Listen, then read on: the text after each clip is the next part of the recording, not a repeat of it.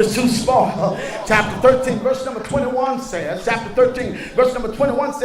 was angry, but he took no disciplinary action. And as a sidebar, I want to tell you again, you have to address things that are happening in your house. The reason many of us were not very surprised and were not very hurt by 911 is because we live with terrorists every day. There are terrorists that are in your house right now, drinking up all your Kool-Aid, putting the container back empty, and you can't make them change in your house.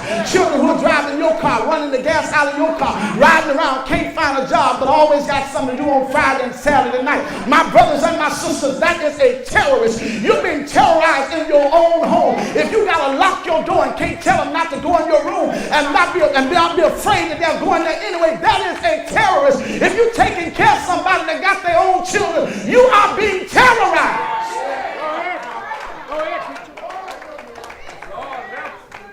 Sometimes our own shame can hinder our addressing stuff that's going on in our house. I made up in my mind a long time ago, I got more friends than I can visit already. I ain't making friends with my kids. My kids ain't going to be cussing around me. My kids going to respect my authority, and they're going to understand who I am. As a matter of fact, when I grew up, my parents said, as long as you're in this house, you're going to go to church. But when I got grown, I told them, when you leave my house, you still going to serve the Lord in your house. Your children going to serve the Lord, because we have a godly heritage, we have a godly legacy, and you ain't going to jack it up thinking that you can do whatever you want to do.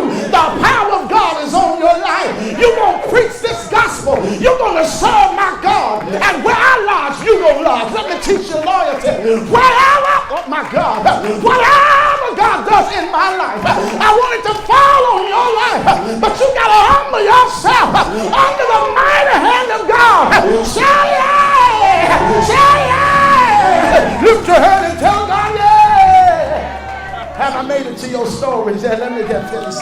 Sit down, give me a minute. See, you would have thought that Absalom would have appreciated what his father's done. He's given the boy another chance. The boy messed up. He killed his brother. He ain't got no business in the house. He ain't got no business in fellowship with me. Boy, you killed the king's son. You ain't even supposed to be near the palace. We got some folk that killed the king's kids. My brothers and my sisters, that same Absalom who murdered his brother is now plotting on his father.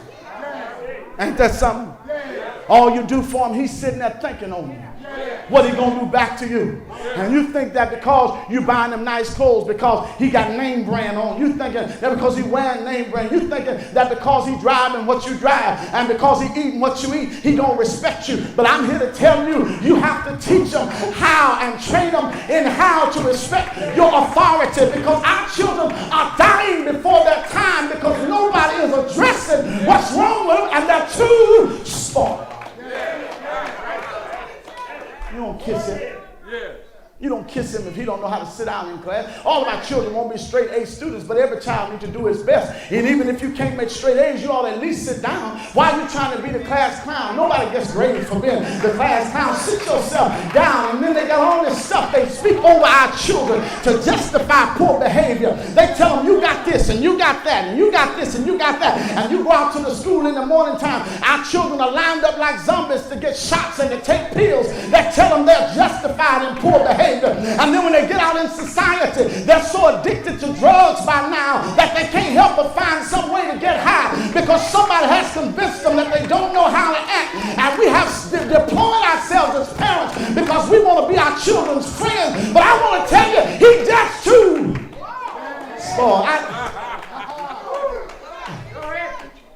If I don't finish that point, will you go back and read the rest of it? Because I really need to move on. I got something else I want to say. Before I move. Second thing, I thought you'd want to notice, because you, of course, you like soap operas. Many of you like soap operas. And since y'all like these kind of stories, let me see if I can create a little more drama for you. Second thing I noticed is that Absalom was too sensual. Everybody shout, too sensual. Little kids around here singing, let's get it on. Little kids down here dropping it like it's hot. And we think it's cute, videotaping some little 4 or 5-year-old child scrubbing the ground, grinding up against a chair. The devil is a liar. If you let your baby wear miniskirts, you don't think it's a spirit in clothes?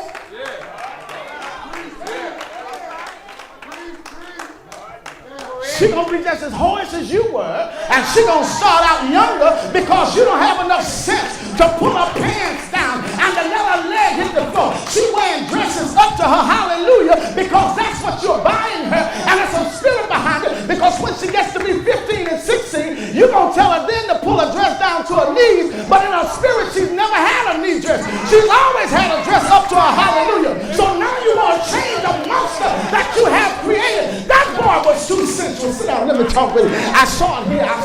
Let me tell my story. First of all, I saw a story here in chapter 16, and I'm almost 16, 17, and I need to tell you about some things real quick, and then I'm going to show you something. David had some enemies, but none like his son. If you remember, Ziba lied to David about Mephibosheth with chapter 16. And David moved too soon. David made a decision and made a judgment call too fast. But as the story continues, Ziba soon reconciles with Mephibosheth. And Ziba ended up in the company of Shimei. Now, I'll tell you who Shimei is in just a minute. I know you Bible readers. You don't need me to tell you. But because we're doing recordings, we need to tell somebody else. And so what happens is, by the time David found out that Ziba lied, it was almost too late. When he ascended to the throne, David did not kill all of Saul's relatives. I'm going to tell you who Shimei is. So Shimei, who was one of Saul's kinfolk, showed open disdain and disrespect for King David. Now, if you with me, Ziba, why are you hanging out with my haters?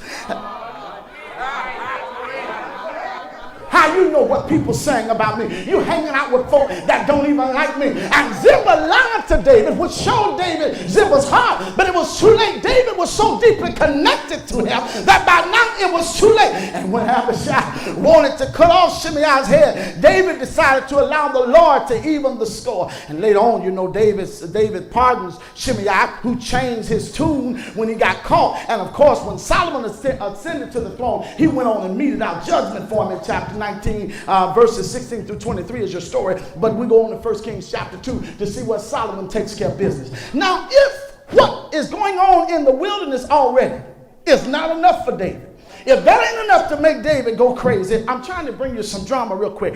David has some issues to tend to on the roof of the palace. Yeah. All right. Go ahead, preacher. Listen. I hope you got a strong stomach. I saw in the Bible a man by the name of Ahithophel told Absalom, if you really want to make your daddy mad,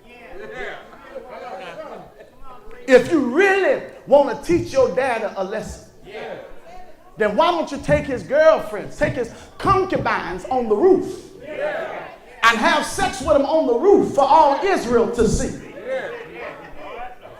The boy went on the roof.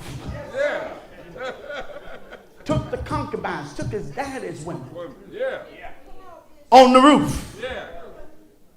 Now, you got to know who you're taking advice from. I think we talked about it a little bit this week. If you don't mind, just give me a minute. Indulge me. Here, Psalm 1 said, blessed is the man that walketh not in the counsel of the ungodly, nor stand in the path of the sinners, nor sitteth in the seat of the scoffers, but his delight is in the law of the Lord. And in it doth he meditate both day and night. And he shall be like a tree planted by the rivers of water, which bringeth forth his fruit in his season, and his leaf also shall not wither. But the ungodly are not so, like the chaff that blown away by the wind. I don't need verse 4. Just 1 through 3. Here's a man who goes from walking to standing to sitting. Let me do it one more time. He's walking. Psalm 1, he's walking. Then he's standing still. Then he's sitting down. How does he go from mobility to sitting still? Because of who he's hanging with. You got to be careful about who you're hanging with. Ain't no way all your daughter's friends are pregnant and your daughter's not sexually active. Always be careful. Go ahead, preacher. Because you got to know what's attracting you to your environment. There is something in the environment that keeps magnetizing your daughter, and you need to be honest with yourself. Because the Bible speaks of people who don't do certain things, but they like to watch other people do it. It's some movies you got at your house where you watch folk do stuff that you wouldn't do. Go ahead, preacher. It's so mean. It's so mean. They won't help me preach. Now listen, I can cut this out in a few minutes if y'all come on and help me.